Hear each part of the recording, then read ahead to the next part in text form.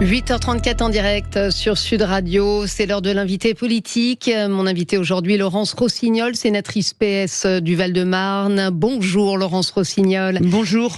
Alors vous avez aussi été ministre des Familles, de l'Enfance et du Droit des Femmes sous les gouvernements Valls et Cazeneuve. Il y a plein de sujets très importants qu'on va aborder ensemble aujourd'hui. Laurence Rossignol, on va revenir sur le vote hier au Sénat de l'interdiction de l'écriture inclusive, mais aussi la situation évidemment au Proche-Orient, ses répercussions en France. Il y a quelque chose qui vous tenait à cœur, vous, c'est la situation des otages et notamment spécifiquement les violences sexuelles dont les femmes ont été victimes. Vous avez publié une tribune dans le Nouvel Obs, une tribune aux côtés d'une trentaine d'autres femmes, Delphine Orvilleur, Muriel Pénicaud, Caroline Fourest. Vous avez dénoncé sans réserve les massacres de civils, mais vous trouvez qu'on ne parle pas assez des femmes. Pourquoi vous jugiez cette tribune nécessaire? Écoutez, dans ce qui s'est passé cet octobre, il y a bien entendu la dimension génocidaire, la volonté de tuer le plus de juifs possible, ça c'est assez reconnu. Et puis il y a dans ce massacre quelque chose de spécifique qui est l'usage du viol comme moyen d'humiliation, de soumission. Et c'est ce qu'on appelle la dimension génocidaire, c'est-à-dire que c'est la volonté d'asservir les femmes pour arriver à une épuration ethnique. Et on sait, parce que ça a été malheureusement observé déjà dans d'autres endroits du monde, que le viol de masse, le viol systématique, la consigne de violer, qui a été donnée, semble-t-il, selon les interrogatoires qui ont été faits auprès des terroristes, la consigne de viol, elle a une volonté d'épuration ethnique. C'est ce qu'on a observé à la fois en Bosnie, ce qu'ont vécu les femmes musulmanes en Bosnie de la part des Serbes, c'est ce qu'on a observé au Rwanda. Et on ne peut pas passer sous silence cette spécificité. Et avec une autre spécificité qui est que le viol est aussi utilisé comme arme de propagande. C'est-à-dire que le plus souvent, quand il y a des viols commis dans des opérations de guerre, les états-majors, les armées n'en sont pas si fiers que ça. Mais là, le viol a été revendiqué, programmé et revendiqué.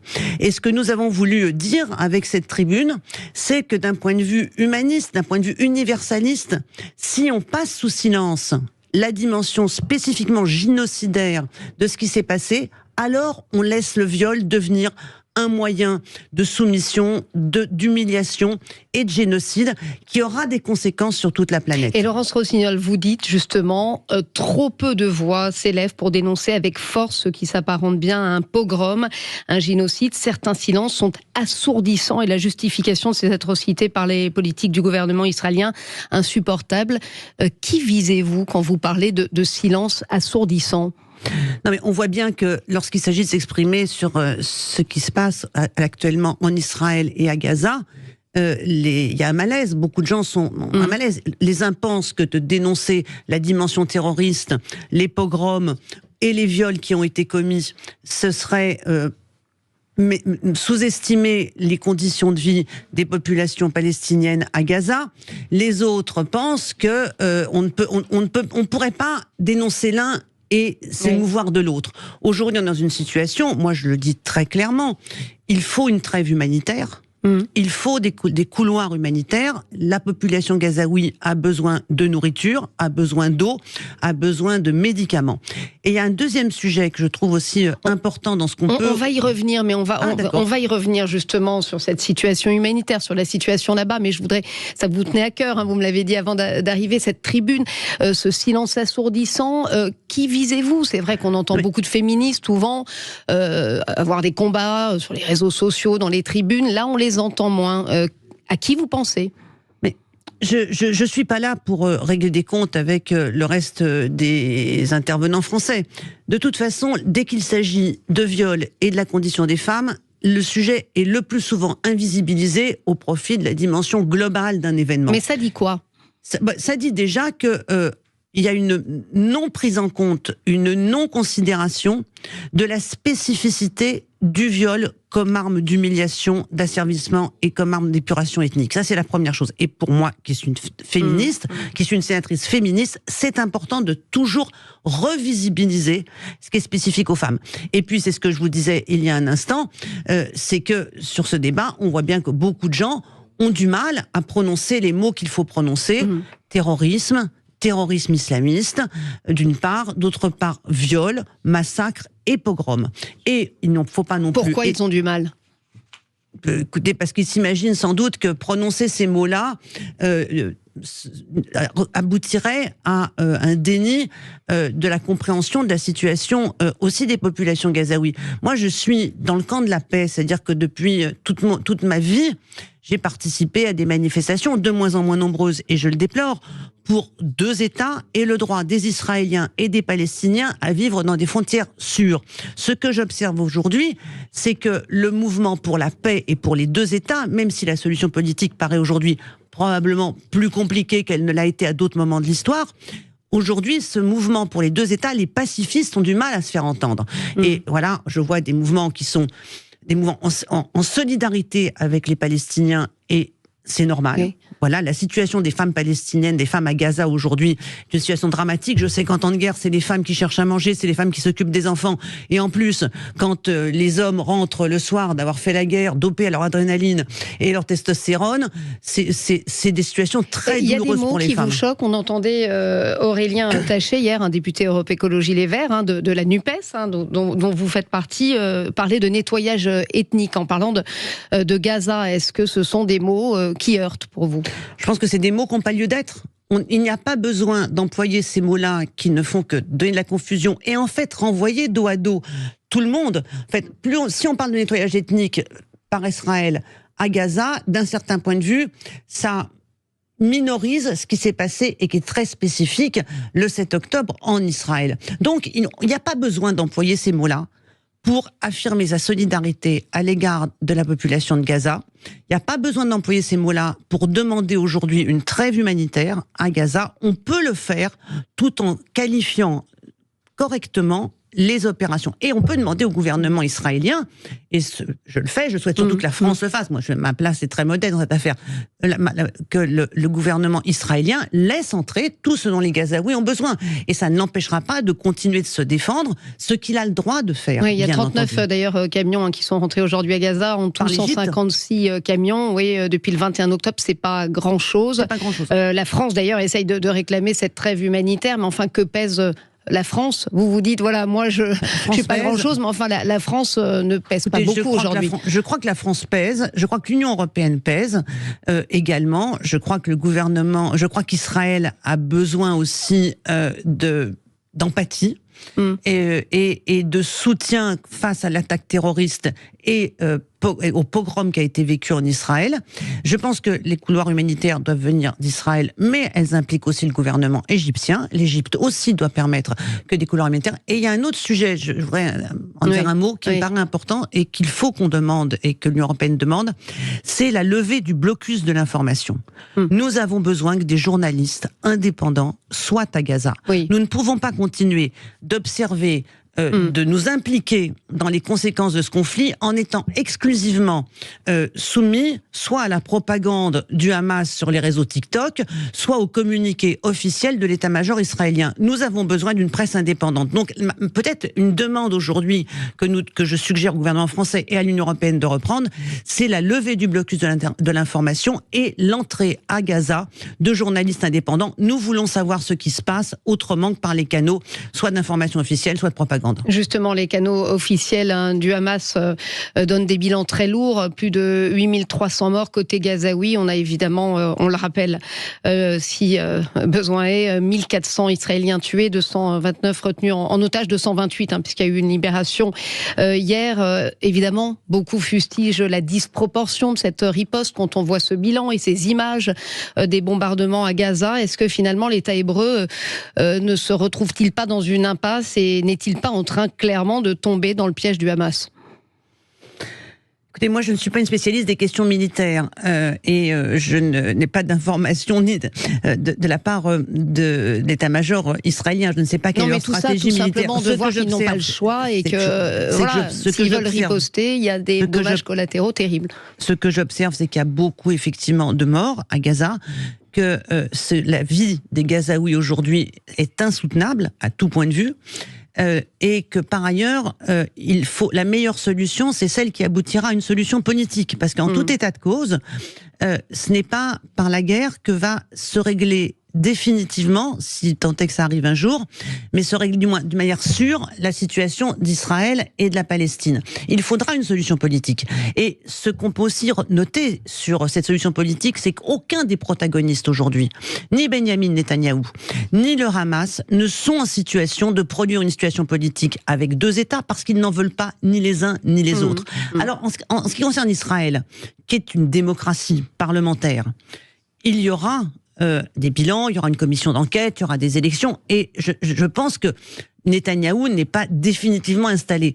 En revanche, en ce qui concerne le Hamas, comment les Palestiniens vont se débarrasser de cette organisation terroriste, qui les terrorise aussi à l'intérieur de leur propre région, pour remplacer le Hamas par des interlocuteurs capable de porter une solution à deux États avec des frontières sûres pour les uns et pour les autres. Laurence Rossignol, il y a évidemment des répercussions françaises sur ce conflit, à commencer par l'antisémitisme. 819 actes antisémites annoncés hier par Gérald Darmanin depuis le 7 octobre. Il y a toujours eu de l'antisémitisme, mais là c'est carrément le retour de la haine, titre nos confrères du Parisien. Le président du CRIF s'interroge: pourquoi, au lieu de provoquer un élan de sympathie, c'est le contraire qui se produit, la haine des Juifs décomplexés? Il a raison, le président du CRIF. Il a absolument raison. C'est accablant et je suis effondrée que dans notre pays, dans mon pays, des citoyens français vivent dans la peur en raison du fait qu'ils soient juifs, en raison de leur origine, c'est insupportable. Et en fait, j'aurais fait remarquer une petite chose, et ce qui nous renvoie au débat il y a un instant. Les actes antisémites, ils n'ont pas commencé avec l'intervention, avec le début des bombardements à Gaza. Ils ont commencé le 8 octobre. Voilà, dès le lendemain. Donc, c'est-à-dire que le 7 octobre, et c'est pour ça qu'il y a une spécificité, le 7 octobre a libéré la parole et les actes antisémites. C'est-à-dire que quand les gens qui disent nettoyage ethnique, on en parlait il y a un instant, qui visent à renvoyer tout dos à dos, en fait font reposer sur Israël la responsabilité des actes antisémites qu'a provoqué le massacre du 7 octobre. Et ça, c'est important d'avoir ça en tête en France, parce que les Juifs ne sont pas responsables de ce qui leur arrive. Or, c'est une constante du discours antisémite, les Juifs seraient toujours responsables des malheurs qui leur arrivent. 414 interpellations, Laurence Rossignol. Le gouvernement a clairement affiché sa fermeté.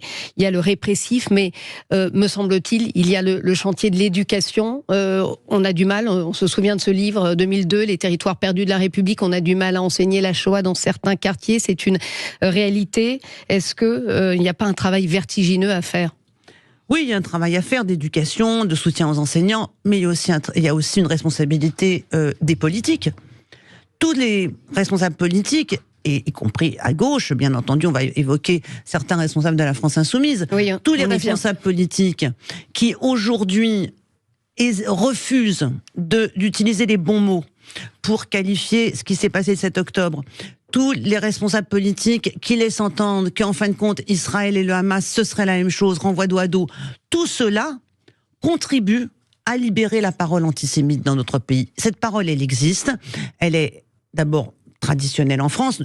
On parle beaucoup d'un antisémitisme des quartiers. Moi, j'aime pas du tout cette expression, parce que l'antisémitisme des quartiers, ça veut dire que tous les gens dans un quartier sont tous des antisémites. Non, il y a un antisémitisme spécifique islamiste. Et je ne dis pas musulman, il est islamiste. Ça fait partie du projet politique. Vous faites allusion à qui exactement quand vous dites les responsables politiques? La France Insoumise? J'ai dit il y a un instant, je crois, c'est assez clair, certains responsables de la France Insoumise qui se sont saisis de ce conflit, qui se sont saisis du massacre du 7 octobre pour diviser et attiser dans notre pays la conflictualité et d'un certain point de vue le chaos. Et d'un certain point de vue clairement, le chaos. Laurence Rossignol, Jean-Luc Mélenchon, j'imagine que vous pensez à lui, clairement. Est-ce que Jean-Luc Mélenchon a favorisé et a libéré la parole de l'antisémitisme en France ? Je ne sais pas si c'était son intention, je ne sonde pas les cœurs et les âmes. En tout cas, le résultat est là, absolument. Nous devons faire bloc. Pour vous, c'est oui ou c'est non? Il a libéré la parole? Oui, je viens de vous répondre. Je ne sais pas s'il a voulu le faire, mais le résultat, c'est qu'il l'a fait. Et en tout état de cause, c'est que ça ne le dérange pas de le faire. Voilà, ça ne lui pose pas de problème par ses positionnements politiques, qui sont des positionnements politiques d'exacerbation du conflit à l'intérieur de notre pays, de contribuer à libérer la parole antisémite, bien entendu. Et ce n'est pas ça qu'un responsable politique doit faire aujourd'hui, qu'il soit de droite ou qu'il soit de gauche. D'ailleurs, ce n'est pas le sujet. Ce qu'un responsable politique doit faire aujourd'hui, c'est consolider la cohésion du pays. Nous vivons ensemble dans un pays où il y a une commune, des communautés, des gens qui vivent. Il y a des juifs, il y a des musulmans, qui vivent ensemble. Il faut que nous continuions de vivre ensemble. Voilà, la France, c'est cette diversité-là. La France ne serait pas la France sans les Juifs de France et les Arabes de France. Et on doit être heureux de vivre ensemble et pas faire des paris politiques, d'exploitation politique, d'importation en France du conflit israélo-palestinien. Aujourd'hui, il y a encore cette alliance dont vous faites partie, la NUPES, dont fait encore partie Jean-Luc Mélenchon. Est-ce que clairement, c'est le moment de désagréger, de quitter cette alliance ? Écoutez, je ne sais pas si la NUPES existe toujours. D'abord, moi je suis sénatrice, la NUPES c'est une affaire à l'Assemblée nationale, quand même et pas au Sénat. Nous, on a eu des élections sénatoriales il y a un mois. Dans ces élections sénatoriales, il n'y avait pas de liste NUPES. Voilà, il y avait des listes d'union entre le Parti communiste, les écologistes et les socialistes. Donc la NUPES c'est une affaire purement Assemblée nationale. Quelle est son existence aujourd'hui ? Concrète, je n'en sais rien. Alors, comment dire, j'imagine qu'ils votent des textes ensemble, mais on n'a pas besoin d'être dans une alliance avec un autre groupe pour voter ensemble des projets de loi ou des propositions de loi sur lesquelles on est d'accord. Mais vous avez quand même une idée sur l'idée d'un candidat unique à gauche en 2027. Ça vous concerne quand même. Je vais le dire très clairement, je ne pourrais pas faire plus simple. Je ne veux pas que Jean-Luc Mélenchon gouverne mon pays. Je ne veux pas qu'il soit le candidat de la gauche et je ne veux pas qu'il soit au deuxième tour.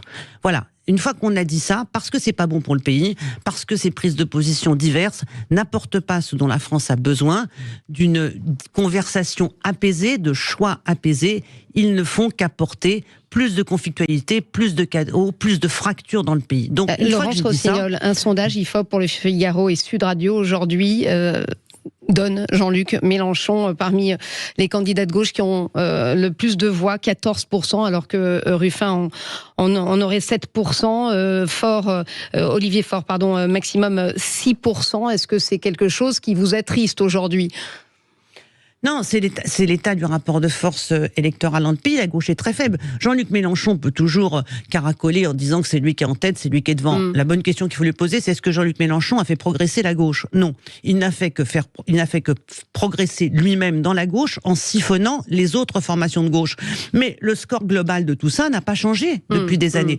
Donc Jean-Luc Mélenchon, 3 fois candidat déjà, n'a pas été capable jamais d'amener la gauche au deuxième tour. Et s'il devait l'amener au deuxième tour par manipulation, par un contexte électoral particulier, je pense que ce n'est pas le meilleur candidat pour battre Marine Le Pen au second tour. D'autres sujets, le temps file avec vous, Laurence Rossignol, un sujet qui passionne les Français. On a vu les réactions ce matin chez nos auditeurs de Sud Radio, l'écriture inclusive, puisque les sénateurs, dont vous faites partie, ont voté hier soir une proposition de loi de la droite visant à interdire l'écriture dite inclusive, dans tous les cas où le législateur exige un document en français. Ça concerne quand même pas mal de choses. Il y a les modes d'emploi, les contrats de travail, les règlements intérieur. Je rappelle, encore une fois, que vous êtes ancienne ministre du droit des femmes, notamment.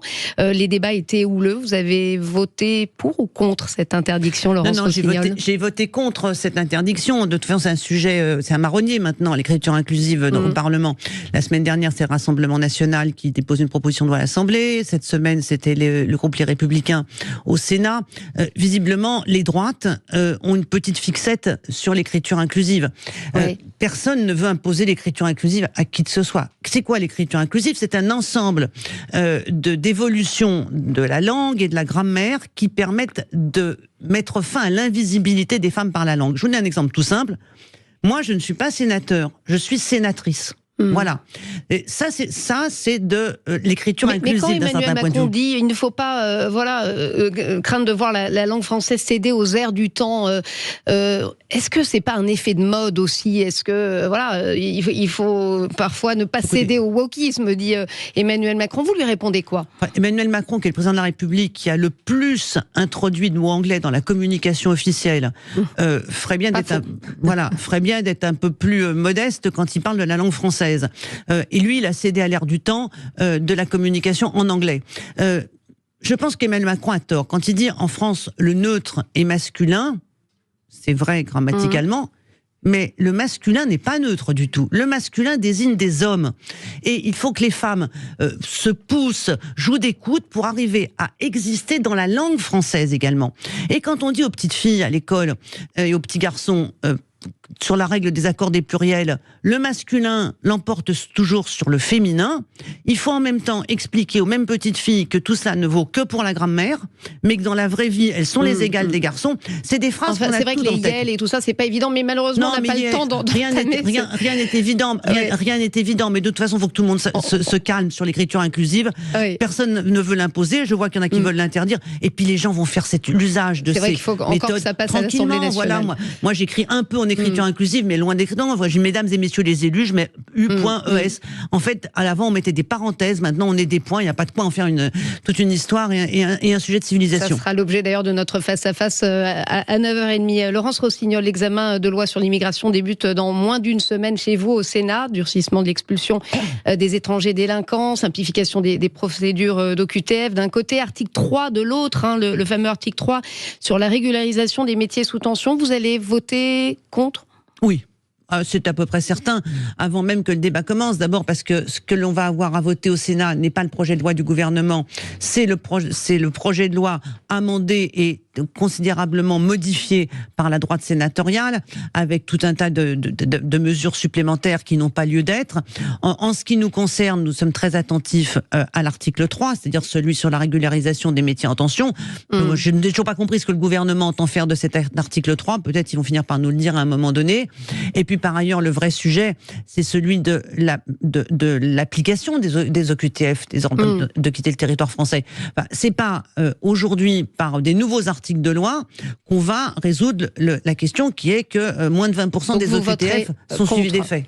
Donc c'est ça que moi je suis pour que les OQTF soient appliqués. Voilà. Un autre sujet qui vous tient à cœur, la liberté des femmes à recourir à l'interruption volontaire de grossesse, l'IVG, va être gravée dans la Constitution pour en faire un droit irréversible en 2024, annonce Emmanuel Macron. C'est quelque chose, j'imagine, qui vous tient à cœur. Macron, vous en avez rêvé, Macron l'a fait ? Écoutez, on en a rêvé et on a commencé par le faire nous-mêmes. Quand je dis nous, c'est les militantes féministes, les parlementaires féministes, les groupes de gauche à l'Assemblée et au Sénat. On a demandé à Emmanuel Macron il y a 18 mois un projet de loi, il n'a rien fait à part quelques déclarations. Donc nous on a fait voter des propositions de loi, on a avancé. Et aujourd'hui il y a une proposition de loi qui a été votée à l'Assemblée et au Sénat. Donc le président de la République propose un projet de loi, c'est très bien, ça nous évitera le référendum, encore que s'il fallait le référendum, moi, je ne crains pas le référendum. 85% des Français sont favorables à la constitutionnalisation de l'IVG. Le président de la République propose un projet de loi. Très bien.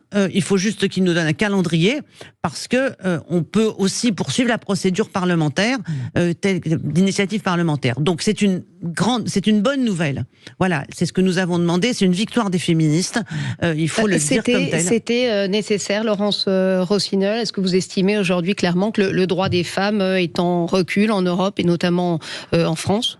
Alors, en France, non, il ne l'est pas, mais j'observe que partout où les extrêmes droites, les populistes arrivent au pouvoir, une de leurs premières cibles, ce sont les droits sexuels et reproductifs, et en particulier le droit à l'IVG.